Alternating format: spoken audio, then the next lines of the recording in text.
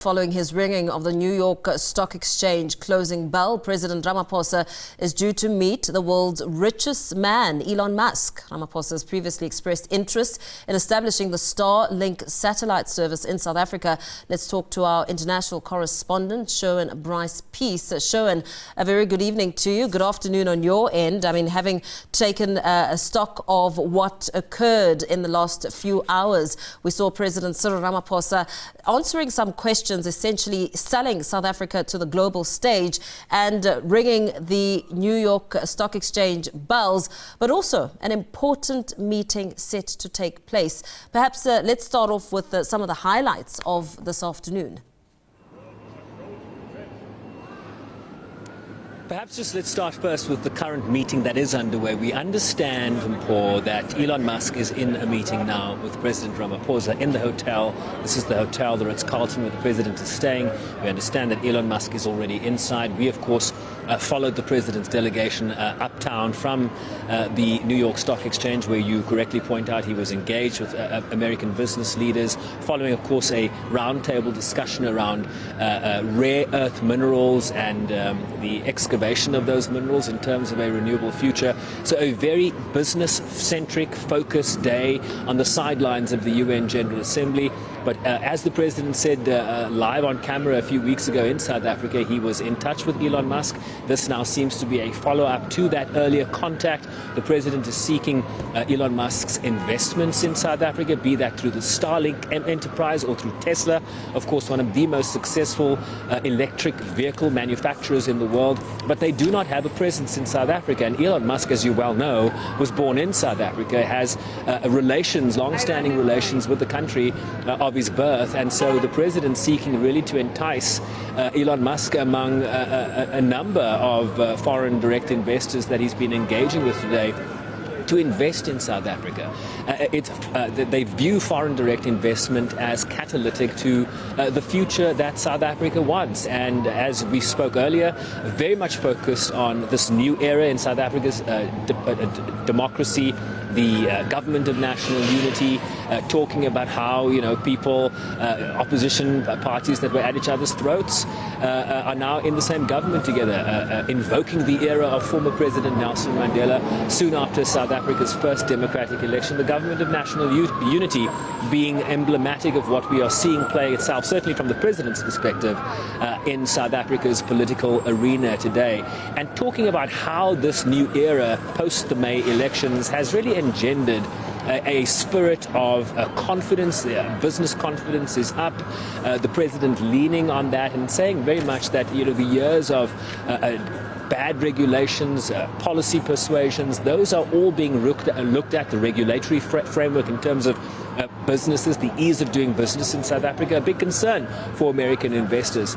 But in terms also of the mineral, the rare earth elements that are central to a renewable future and the transition that South Africa and many countries around the world are engaged in terms of relinquishing their dependency on fossil fuels and the need to transition to renewable energies like wind and solar and the like, electric batteries, electric vehicles, the Tesla conversation very much in line with that, very much about beneficiation, the need to ensure that where those minerals come from, there is a value add to the local communities. In particular, when we talk about inclusive growth, it's inclusive growth that the South African government wants at the local level where those rare earth minerals are extracted from the earth. And so a very broad discussion with the business community here in New York today. Of course, he'll return to the General Assembly, South Africa.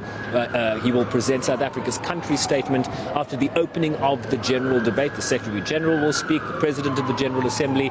Then we open up to the leaders. Starts off traditionally with Brazil, followed by Joe Biden, the US President, the outgoing US President. It'll be his last address to the UN General Assembly. So very much a swan song for the 82-year-old, I think it is, President of the United States, who will relinquish that office in January next year. And then later in the week, the President also will be engaged in a high-level meeting with regard to the G20. As you well know, South Africa is the incoming chair of the G20. Brazil will hand over that chairmanship to South Africa, and then for a year, South Africa will chair and guide the largest 20 economies in the world, which now includes a representation not just from the European Union, but also the African Union. So much to play for in terms of putting South Africa's best foot forward. Very much a day focused on South Africa's economy to deal with endemic issues like poverty and unemployment and foreign direct investment from afar that really can catalyze local economies seen as critical to the messaging that South Africa is delivering to the business community here today. With the spirit of confidence now up, having listened to President Cyril Ramaphosa essentially wooing investors to make use of their money in South Africa and assist in growing the economy, we know that South Africa's government has been planning to intensify discussions with the billionaire Elon Musk. In terms of value, what approach is the South African government taking in looking and expanding conversations and discussions with Elon Musk? Yeah, it's going to be interesting to get those answers from the delegation once that conversation has concluded. What's Elon Musk's thinking about investing in South Africa? Why hasn't this happened already? Is this about the lack of the requisite infrastructure needed to support electric vehicles, for example? We talk about charging stations that are required across a country to allow a vehicle to be able to travel longer distances. What is the distance one can get from an electric battery? Is it 300, 400, 500 kilometers? Will there be a charging station on your travel from Johannesburg to Cape Town, for example? These are the technical issues that one imagines are part of that discussion. What is the infrastructure that undergirds an investment from a car company that is, doesn't depend on fossil fuels and is very reliant on lithium-powered batteries or the batteries of the future?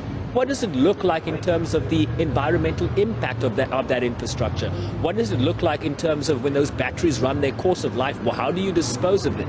Those are very technical issues that one has to understand the full value chain. It's not just about having a car company and investment in South Africa. It's how do you manage and how do you sustain that investment over the long term? So these are very technical issues. This is the beginning of a discussion, one imagines, between Elon Musk and the South African government. We imagine there will be follow-ups. We're told it's only going to be a 15-minute meeting. He has a security contingent around him. That's why we are not being allowed inside the room. The presidency has informed us on our way. We were hoping to, sort of lurk outside the door, and they told us you're not allowed to come up. So we're waiting here outside to see maybe we can get an exit shot. We see a lot of black SUVs parked out here. Some of them are for the South African delegation, we imagine. Some of them might be for Elon Musk. I also spoke to the president's security detail earlier, asking, are there any exits? Are there any more entrances to this hotel? And they told me the one behind me is the only one, unless he's going out of the delivery section at the garage at the back. I don't know. They didn't see him come in, but we certainly hope to see him leave. That's why we're standing out here. Yeah, so a moment just to wait and see it through, hoping that he doesn't come out of the delivery section. Of course, that would be a pity, but one to continue keeping a very close eye on. But as we take stock of the rest of the week and the expectations going forward, the UN General Assembly, for one, Sherwin, what are some of the biggest expectations on that front, and what South Africa is hoping to bring back home? So it's going to build on the adoption through acclamation by consensus in the General Assembly yesterday of the Pact of the Future. This is the new vision for multilateralism that member states have now signed up for. There's a recognition here that the current setup in terms of multilateralism, the Security Council, the Bretton Woods institutions, how development is being financed by these development banks. The SDGs are only at 17% implementation levels, which is a far cry from what is required if one really wants to grapple with the intractable issues that the SDGs are seeking to address. Poverty, hunger, good quality healthcare, good quality education, gender equality and empowerment, life above, on the land, life below the sea, climate action, strong institutions that undergird how democracies around the world work. These are the building blocks of a society, a sustainable society that the world seeks. And that is what President Ramaphosa is likely to lean on in terms of his country statement to the General Assembly tomorrow afternoon, your time. He will also talk about the need to reform the UN Security Council. We have now talked about this for a number of weeks now, after the United States said it would support 2 permanent seats for the African continent, but without the veto. The Eswini consensus is very clear that if the veto still exists as a principle of common justice, if the veto is going to be retained in terms of the intergovernmental negotiations on Security Council reform, then it must be extended to new members. I spoke to Ronald Lamola, the Minister of International Relations, earlier late last week on Friday, and I asked him, is that acceptable? And he said, look, we welcome the US position, but it is now a starting point for renewed engagement. And so the hope here is that the pact of the future is going to infuse and enthuse deliberations at the United Nations with a greater deal of energy, a greater deal of seriousness when it comes to these issues. And let's not forget, there are multiple conflicts that are still front and center here. You see the escalation across Israel's northern border with Lebanon. There is a great deal of concern as to where we go from here, despite the theoretical agreements that member states, when they talk about peace in the world today, greater equity and fairness for everybody, a more equitable international system. Yeah, but when the rubber hits the road, is it going to impact the situation in Gaza? Is it going to get those 2 generals in Sudan around the negotiating table towards peace negotiations? Are we going to see it catalyze a greater reciprocal dialogue between Volodymyr Zelensky of Ukraine and Vladimir Putin of Russia?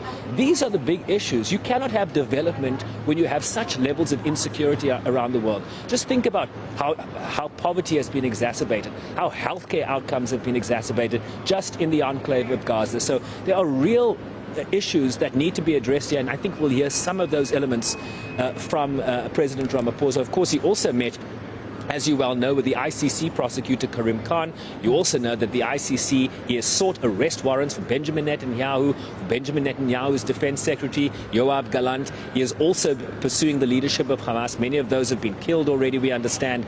So it's going to be very interesting when we sit down with President Ramaphosa later this week to really understand what was his engagement like with the ICC prosecutor. And then, of course, to your question, what was his engagement like with Elon Musk? That meeting, of course, still ongoing behind me. Yes, absolutely. Thank you so much, Sherwin Bryce-Pease. Big questions there. Hoping to hear some of those answers and hoping to catch a glimpse of the president and Elon Musk, hoping that that deal will be one that will benefit South Africa's economy.